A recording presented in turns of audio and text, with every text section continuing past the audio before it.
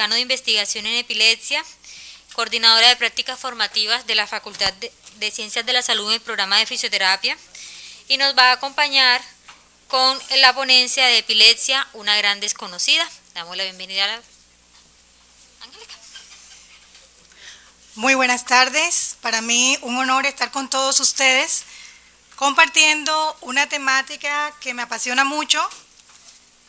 Precisamente la escogí pensando en que hace falta mucho conocimiento a nivel social acerca de la epilepsia y es bien importante propender por lograr una calidad de vida óptima, adecuada para estas personas que bien lo merecen.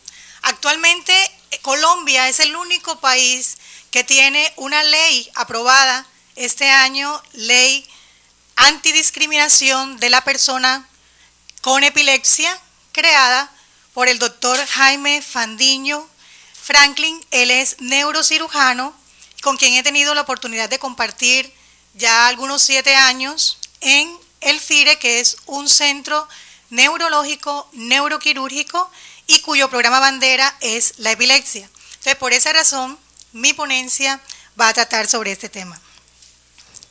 Además, porque es quizás una de las enfermedades, o de las pocas enfermedades que tiene historia.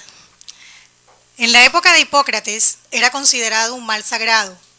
En esa época, muchas personas bien importantes, tenemos Sócrates, el rey Constantino, Alejandro Magno, eran personas que padecían epilepsia.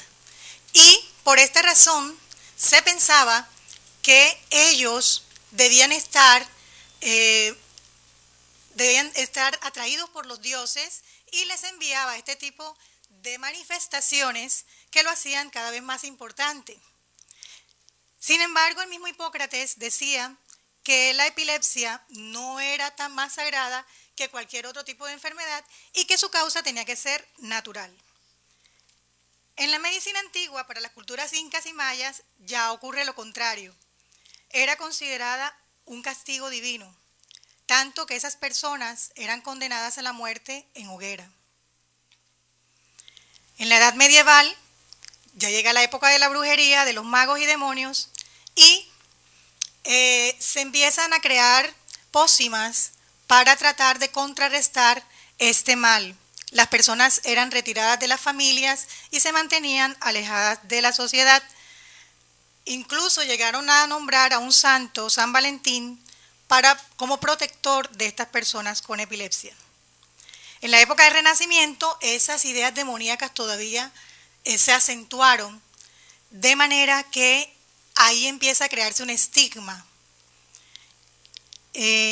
Tan es así que en la Biblia podemos encontrar en el pasaje donde Jesús sana a una persona poseída con una característica típica de una epilepsia tónico-clónica generalizada. Solo hasta el siglo pasado empieza a hablarse de la epilepsia como una enfermedad cerebral. Pero hoy día la epilepsia no se considera una enfermedad, porque tiene que existir algo de base que la esté produciendo. Por lo tanto, ya el tema ha pasado a manejarse como una sintomatología. Bien, miren qué dato tan importante este. Se considera actualmente que unos 50 millones de personas en el mundo padecen de epilepsia, o sea que tenemos bastante trabajo, tanto los médicos como las personas que trabajamos en rehabilitación. De esas 50 millones de personas, 5 millones viven en América, y todavía un 50% de este porcentaje de esta gente no cuenta con un acceso a servicios de salud adecuados para ellos. Pero hay otra cosa bien importante, y es la estigmatización de la que ya les estuve hablando, que hacen que cada vez estas personas sean relegadas socialmente y se les impide, se les obstaculiza a veces participar de manera activa. Según la Organización Mundial de la Salud y la Liga Internacional contra la Epilepsia, define la epilepsia como una presentación crónica y recurrente o repetitiva de unos fenómenos paroxísticos que se originan por descargas neuronales excesivas y desordenadas. Y por eso tiene diferentes manifestaciones clínicas. Por lo tanto, es conveniente hoy día hablar de las epilepsias y no de la epilepsia. Vamos a hablar más en detalle con relación a todo este proceso. Hay que tener en cuenta que hay que diferenciar lo que es una crisis de una epilepsia. Se habla de crisis cuando el fenómeno ocurre una vez en la vida y se habla de epilepsia cuando hay crisis repetidas durante un transcurso largo de la vida. Hay dos procesos que pueden ser la causa a nivel general. Uno, que tiene que ver con el metabolismo y también la causa genética, y la otra tiene que ver con una malformación o una alteración a nivel cerebral.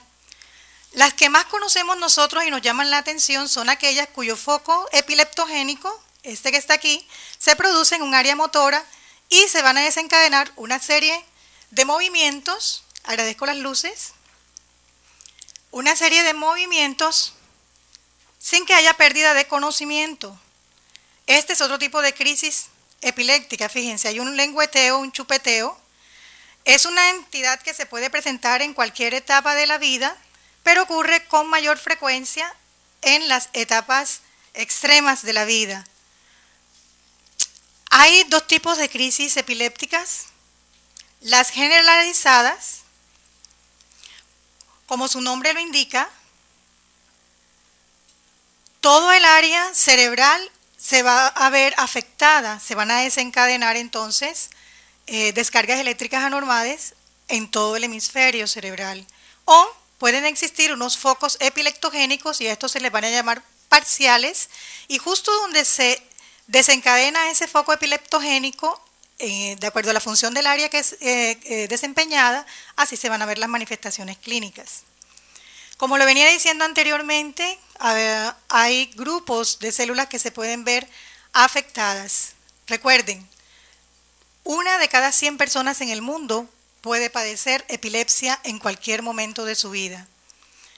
Y este es un tipo de epilepsia donde, aun cuando no hay pérdida completa del conocimiento, la persona se siente extraviada, no hay movimientos tónico-clónicos como lo vimos anteriormente en el video, está desorientada, dura generalmente de 2 a 3 minutos, y más adelante les voy a comentar qué hacer en estos casos.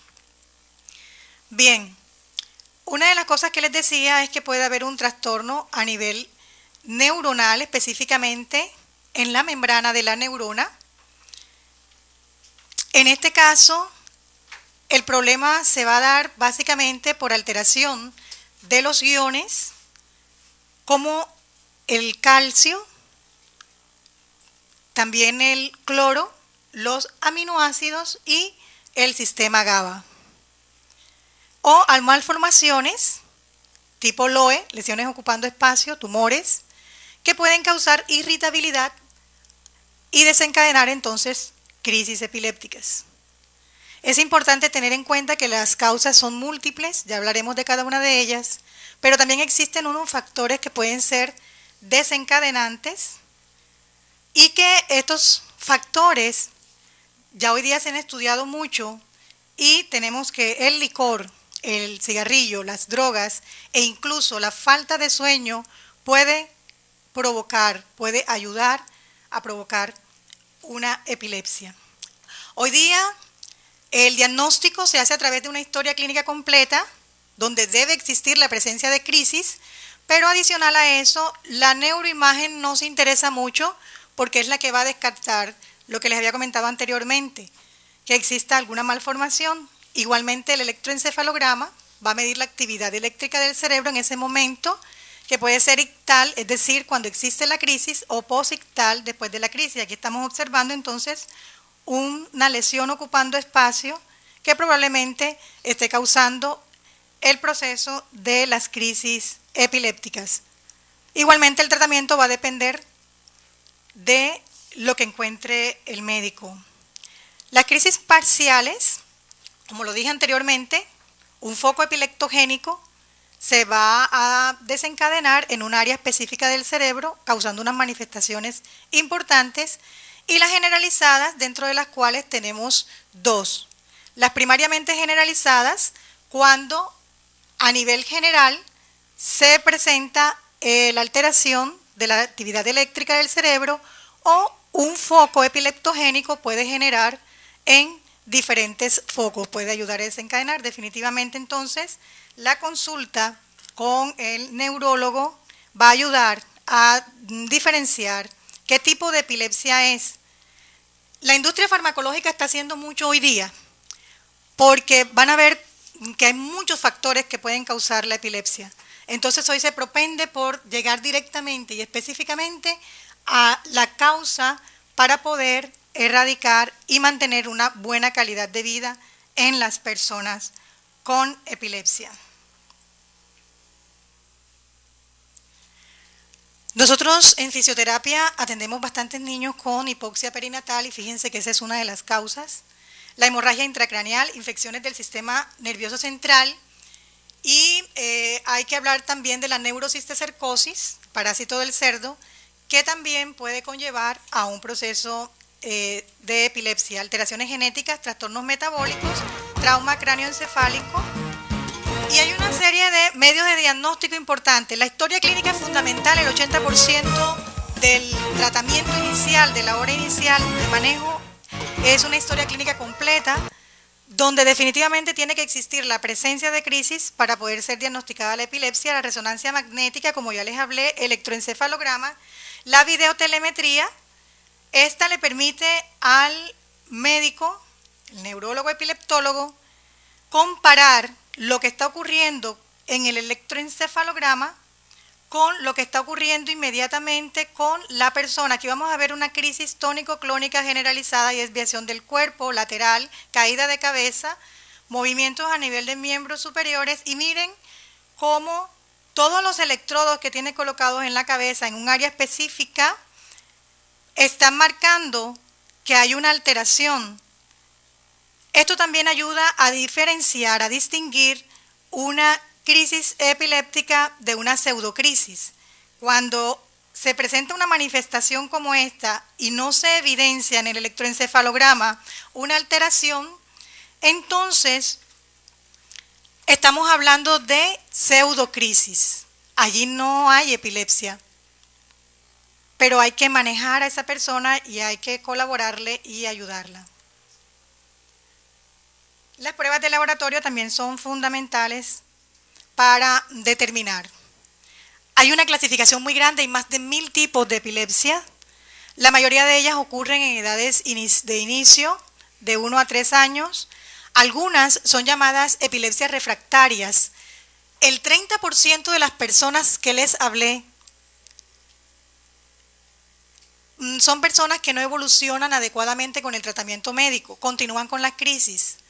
En el hospital nosotros hemos tenido personas con crisis catastróficas, epilepsias catastróficas, que tienen más de 1500 crisis en el día. Imagínate cómo se deteriora la calidad de vida de la persona, y obviamente esto puede conllevar a la muerte.